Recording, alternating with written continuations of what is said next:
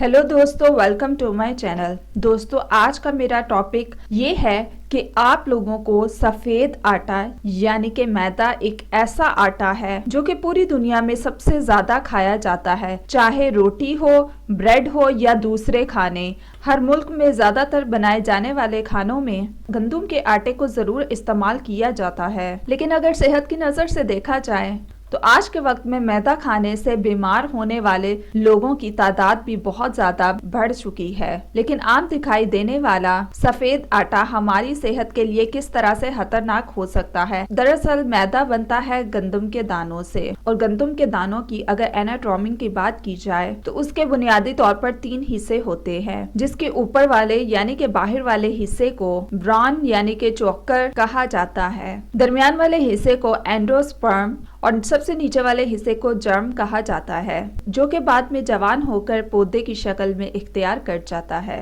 गंदम vitamin B, vitamin E, healthy fat, protein, carbohydrates और fibre के अलावा बेशुमार न्यूट्रन से भरपूर होती है। बीज के ऊपर वाले हिस्से यानी कि ब्रान में और नीचे वाले हिस्से यानी कि जर्म के हिस्से में सबसे ज्यादा जरूरी न्यूट्रन्स पाए जाते हैं। लेकिन अगर इसी गंदम को चक्की में पीस कर मैदे में तब्दील करते हैं तो बारीक पीसने की वजह से इसके अंदर पाए जाने वाले तमाम तर जरूरी न्यूट्रॉन्स खत्म हो जाते हैं और बाकी बचता है दरमियान वाला यानी कि एंडोस्पर्म का पाउडर, जिसमें सेहत के लिए जरूरी न्यूट्रॉन्स बहुत कम पाए जाते हैं। क्योंकि मैदे वाला आटा जब ब्रीक पीसता है तो ये इतना ज्यादा गर्म हो जाता है कि इसमें पाया जाने वाला तमाम तर न्यूट्रॉन्स जाया हो जाते हैं।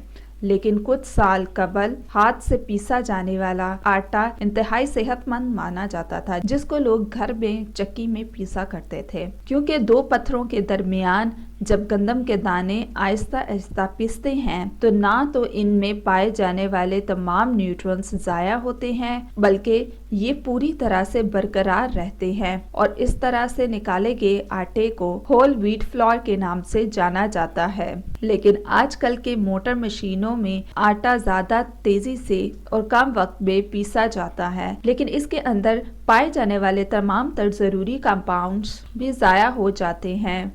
दोस्तों, क्या आप जानते हैं कि मैदा हमारे पेट, हमारी आंतों के लिए, हमारे दिल और दिमाग के अलावा हमारे स्टमक और लिवर के लिए बहुत ज़्यादा नुकसानदेह माना जाता है, और इसी की वजह से एसिडिटी, पेट में चर्बी का बढ़ना, फैटी लिवर के साथ खुराक हजम ना होना और भूख ना लगने जैसे मसाइल भी बारीक मैदे वाला आटा खाने का ही नतीजा है। लेकिन सेहतमंद रोटी बनाने के लिए घर पर चक्की लगाकर आटा पीसना तो बिल्कुल ही मुश्किल काम है। तो ऐसे में आखिर क्या किया जाए कि हम अपने आटे को भी हेल्दी बनाकर अपनी रोटी को सेहतमंद बना सकें, ताकि हम इन सारी बीमारियों से खुद को दूर रख सकें। इसमें सबसे पहले आप मार्केट में दस्तयाब आप महंगे और ब्रांडेड आटे को खाना बंद कर दें, क्योंकि ये सबसे ज्यादा नुकसानदेह माना जाता है। और जब भी आप आटा लोकल चक्की से खरीदें तो ऐसे में आप आटे को थोड़ा मोटा और चोकर टाइप का पिसवाएं। जब भी आप मोटे आटे से बनी हुई रोटी को खाएंगे तो आपको रोटी की बनावट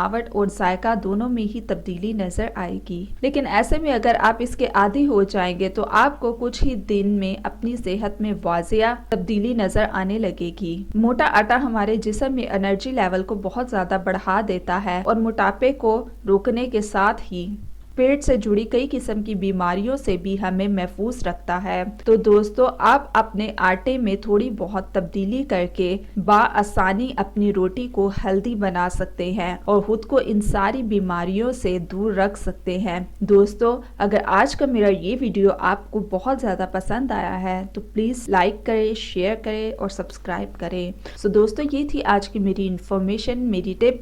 सो मज़ीद वीडियोज़ के लिए हमारे चैनल को सब्सक्राइब करके जल्दी से आप लोग बेल आइकन के बटन को प्रेस कर दे, ताकि मजीद जल्द से जल्द वीडियोस आप तक पहुंचाई जा सके और आप लोग भरपूर फायदा इन चीजों से उठा सके।